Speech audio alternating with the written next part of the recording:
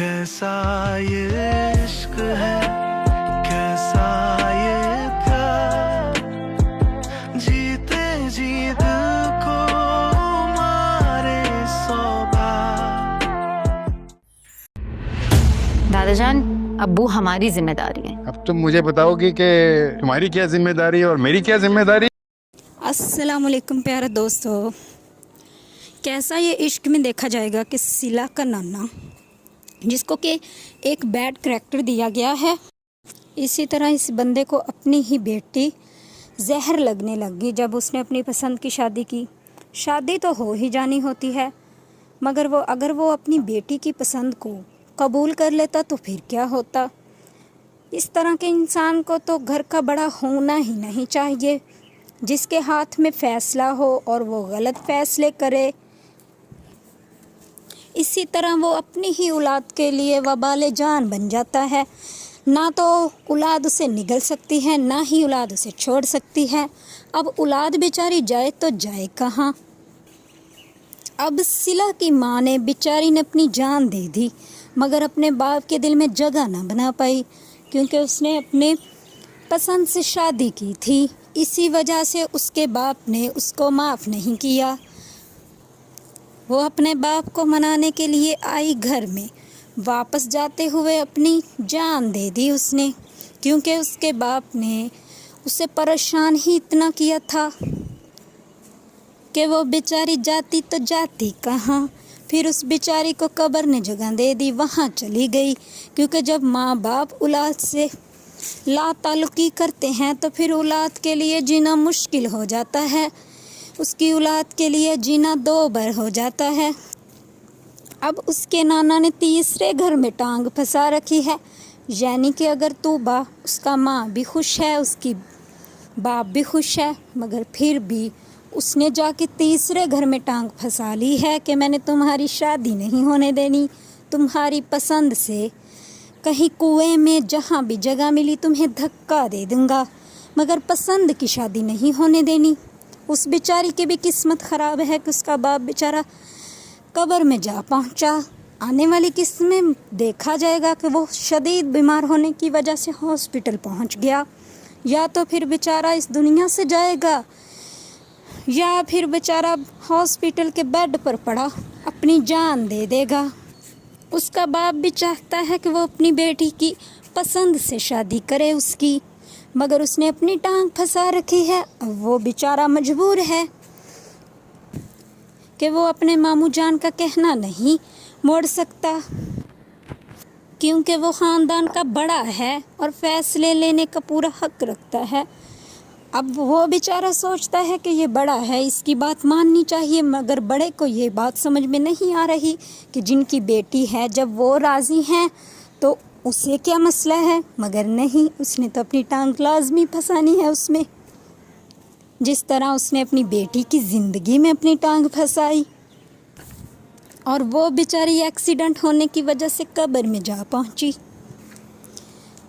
सिला तो अली से बहुत मोहब्बत करती है, लेकिन जो उसके नाना के हालात हैं, लगता नहीं कि वो उसकी पसंद की शादी होने देगा।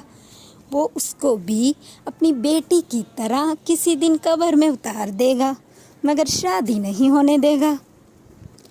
और अगर इसी तरह ही औलाद कोई गलत कदम उठा ले तो फिर सोचा जाएगा कि इसे सारी ज़िंदगी माफ़ नहीं करना, क्योंकि इन्होंने हमारे ख़िलाफ़ जाके फ़ैसला किया है। जब आप उसकी पसंद पे राज़ी ही नहीं होंगे तो फिर वो बेचारा कहीं तो फ़ैसला करेगा, फिर वो अपनी पसंद का फ़ैसला करेगा। जब आप राज़ी नहीं होंगे, राज़ी करने पर भी राज़ी नहीं होंगे। घर के बड़ों को अपनी औलाद की खुशियों का सोचना चाहिए कि वो भी हमारी औलाद हैं, क्यों ना हम इनके मशवरे से चलें, हम इनकी खुशी देखें। ठीक है, अगर कोई औलाद गलत कर रही है तो आप ना उसके साथ चलें, लेकिन अगर कोई हक़ पे है तो ज़रूरी है कि उसका साथ दिया जाए, वरना ज़ाहरी बात है कि वो एक गलत कदम उठाएगा, और जब वो गलत कदम उठाएगा तो फिर वो ख़ानदान से निकाला जाएगा। अब वो तूबा बेचारी जो कि जॉब करती है, वो डिपेंडेंट है, अब वो उसको देखकर भी उसे खुशी नहीं होती कि ये मेरे बराबर क्यों है, ये कमा क्यों रही है। अगर ये कमाएगी तो खुद मुख्तार होगी, اور اگر یہ خود مختار ہوگی تو پھر میں اپنا حکم کس پر چلاؤں گا؟ جو کہ اس کو اس پر شدید ہی غصہ ہے کہ کہیں نہ کہیں میں اس کو کہیں کا نہ رہنے دوں، نہ ہی جاب کرنے دوں، نہ ہی پسند کی شادی کرنے دوں، اس پر اپنی مرضی مسلط کروں، چاہے وہ مرضی غلط ہو یا پھر صحیح ہو، لیکن ہونی میری مرضی ہی چاہیے، اس کی مرضی نہیں ہونی چاہیے، یہی میرا فیصلہ ہوگا۔ دیکھتے ہیں صلہ بیچاری کا کیا بنتا، جس کی پھپھو اس سے ملنے آئی مگر اس نے ملنے نہیں دیا، کیونکہ اس نے اس کو پالا بڑا کیا اس وجہ سے، اور اس کو اپنی انا بہت ہی پیاری ہے، کسی کے جذبات، احساس اور محبت سے بھی زیادہ پیاری ہے، اسی لیے وہ اس کو اس کے نزدیک کبھی نہیں آنے دیتا۔ حالانکہ اس کو تو اتنا بھی نہیں پتہ کہ میرے ددیال میں کتنے لوگ ہیں، کتنے میرے رشتہ دار ہیں اور کتنے میرے کزن ہیں۔ حالانکہ اس کو تو یہ بھی نہیں پتہ کہ میرا چاچا بھی ہے، اس کی بھی اولاد ہے، جو کہ اس کی پھوپھی اس کو بتاتی ہے، اوپر سے اس کا باپ آ جاتا ہے۔ ہائے پھر جو اس کی پھپھو کی وہ انسلٹ کرتا ہے، لیکن اس کی پھپھو بھی اچھی خاصی اس کی آگے سے بے عزتی کرتی ہے۔ مجھے تو یہ دیکھ کے بڑا مزہ آیا، آپ کو کیسا لگا ضرور بتائیے گا۔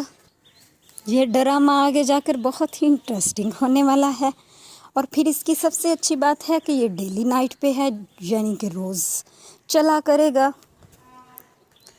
دیکھتے ہیں یہ کہ کتنا مشہور ہوتا ہے۔ علی اپنے باپ کی وجہ سے بہت ہی پریشان ہے۔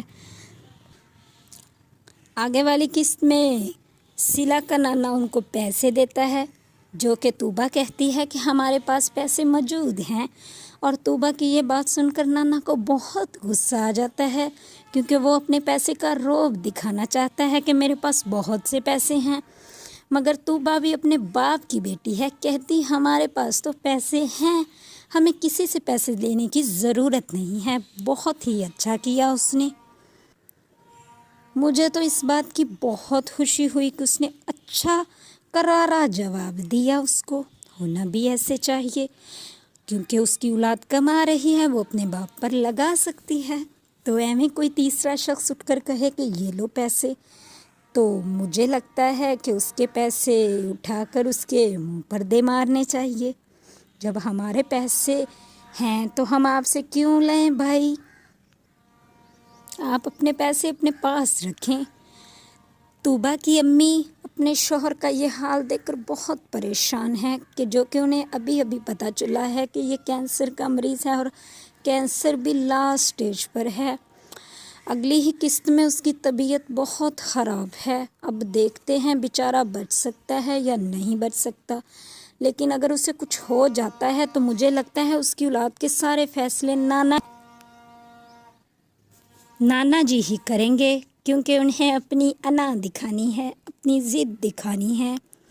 میرا تو یہ خیال ہے کہ بڑوں کو اتنا ضدی نہیں ہونا چاہیے، بڑے تو گھر کے کفیل ہوتے ہیں، انہی کے کرم سے تو گھر چلتا ہے، وہی تو چھوٹوں کے فیصلے کرتے ہیں، مگر وہی اتنے برے ہوں گے تو بیچارے گھر والے کہاں جائیں گے؟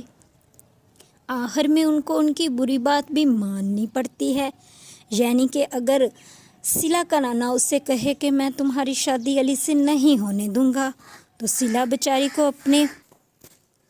بیچاری کو اس کے نانا کی بات ماننی پڑے گی، کیونکہ اپنے نانا کے علاوہ صلہ کا اور ہے بھی کون، اس نے ہی تو اس کا پالا ہے، اس لیے اس کو اس کی بات ماننی پڑے گی۔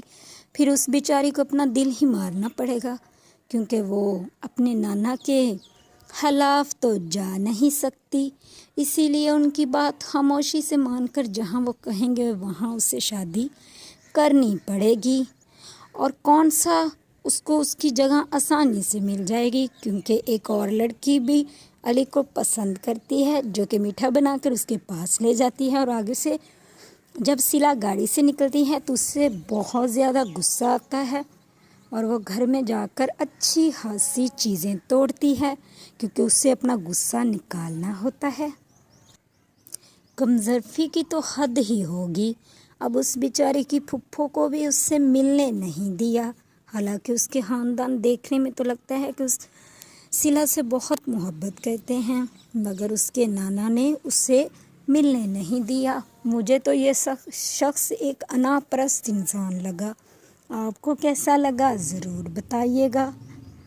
अली का जो वालिद है जो कि एहसन साहिब, अब देखते हैं कि वो बच पाता है बेचारा या नहीं। उसका कैंसर तो लास्ट स्टेज पर है, देखेंगे कि बचता है या नहीं, क्या बनता है उस बेचारे का। वो अपनी औलाद से बहुत मोहब्बत करता है लेकिन अच्छे लोगों की ज़िंदगी होती ही इतनी है, बहुत कम होती है। अब उसका नाना जो कि जिसको बैड करैक्टर मिला है वो तो बिल्कुल ठीक है मगर जो अच्छा इंसान है उसको कैंसर लास्ट स्टेज पर है। देखते हैं बेचारा बच पाता है या नहीं बच पाता।